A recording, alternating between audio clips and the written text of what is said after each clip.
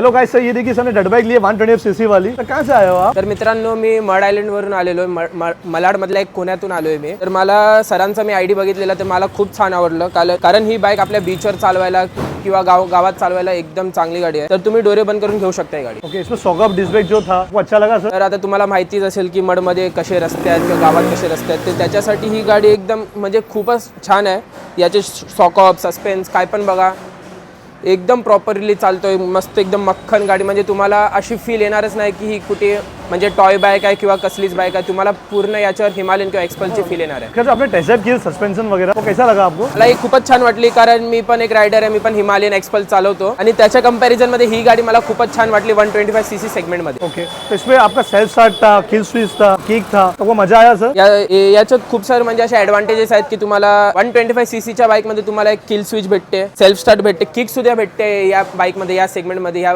Price range मध्ये। Okay, आप Himalayan भी चलाए हो, एक्सपल भी चलाए हो, इसके टायर उसके टायर फरक कितना लगा सर?